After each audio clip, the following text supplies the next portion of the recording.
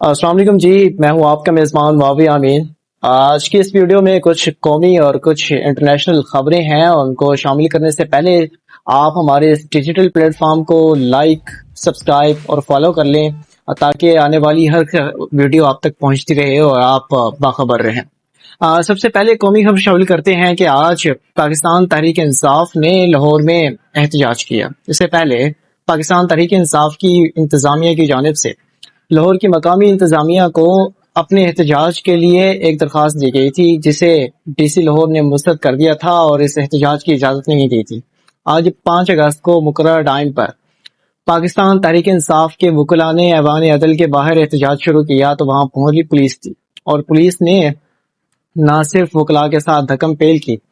बल्कि वहां पर आज TV के कोर्ट रिपोर्टर जो उस वक्त उस एहतजाज की कवरेज कर रहे थे उन्हें बदतरीन तशद्दुद का निशाना बनाया और उसे घसीट कर जब वो प्रिजन वैन में डाल रहे थे तो सहाफी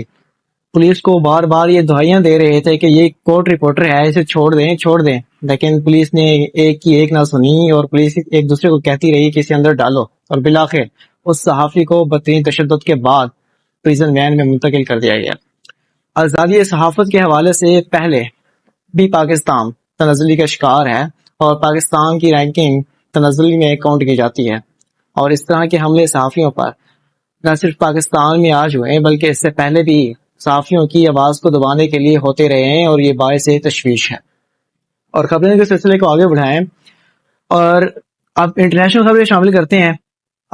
अमेरिका और ईरान के माबैन एक दफ़ा फिर अमन की जो मुज़ाकरात हैं वो जारी हैं, और अमन की उम्मीद पैदा हुई है कि शायद कि अमेरिका और ईरान के माबैन जो मामला चल रहे हैं वो सुलझ जाएं और अमन शायद इस खित्ते में आ जाए।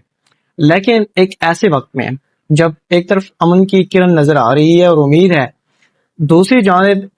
यमन में जो हौसी मौजूद हैं, जो ईरान के लाइज हैं, इत्तेहादी हैं, उन्होंने गुज़िश्ता 24 घंटे के दौरान बड़ी अहम कार्रवाइयाँ की हैं, और उन कार्रवाइयों के नतीजे में उन्होंने सऊदी अरब में 2 टारगेट्स को निशाना बनाया है, और एक टारगेट उन्होंने ऐसा किया है जिसकी उम्मीद नहीं थी। वो टारगेट UAE है। UAE वो अलाय है, वो है जिसने हौसी बागियों को सऊदी अरब के खिलाफ सपोर्ट किया है, और ऐसे वक्त में जब हमेशा UAE हौसियों को सपोर्ट करता रहा है, और इस जंग के दौरान हौसियों ने पहली दफा UAE को निशाना बना दिया है।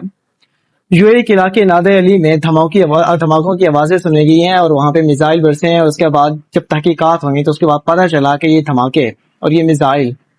ईरान की जानिब से नहीं किए गए बल्कि ये हौसियों की जानिब से की गई हैं। और जो UAE की इंतजामिया उनकी तरफ से हौसियों के इस इक़दाम की वजह से कोई बयान सामने नहीं आया कि वो उनका इस पर क्या मौक़िफ़ है। और इसके साथ साथ 24 घंटों के दौरान हौसियों ने सऊदी अरब के नजरान एयरपोर्ट को भी एक दफ़ा फिर टारगेट किया है, और वहाँ पे जो फ्लाइट सर्विसेज हैं वो मुअत्तल हो गई हैं। और अभी कुछ देर पहले ही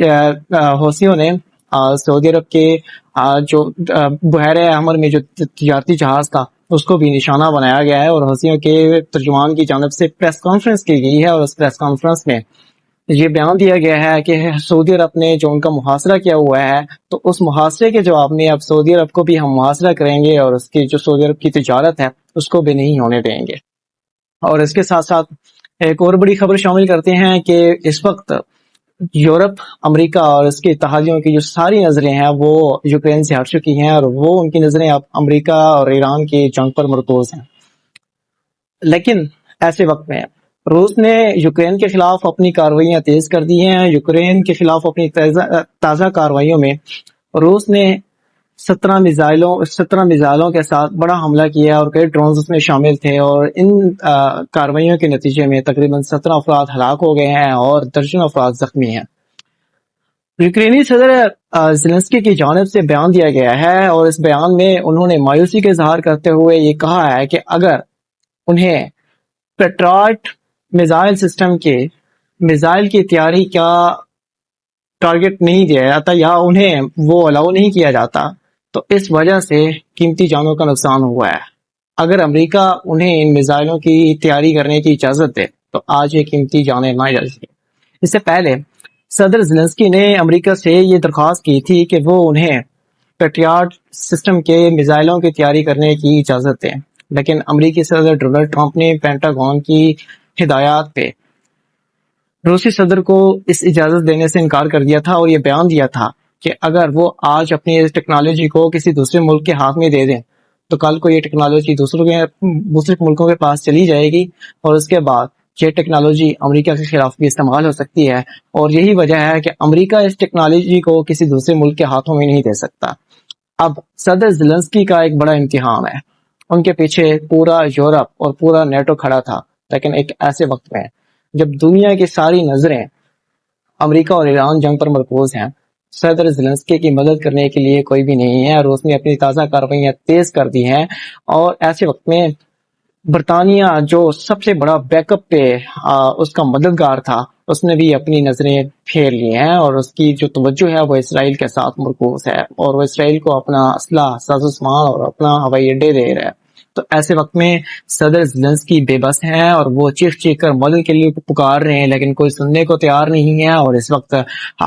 کیو میں اور پوری یوکرین میں حالات اس وقت بہت زیادہ خراب ہیں۔ روس اپنی فوجی کارروائیاں مزید تیز کر رہا ہے، اور وقت کی نزاکت کو سمجھتے ہوئے اس نے اپنی جو کارروائیاں وہ تیز کر دی ہیں، لیکن پوری دنیا کی جو نظریں ہیں وہ یوکرین پر نہیں ہے۔ ایک دفعہ پھر صدر زیلنسکی سخت مصیبت میں ہے۔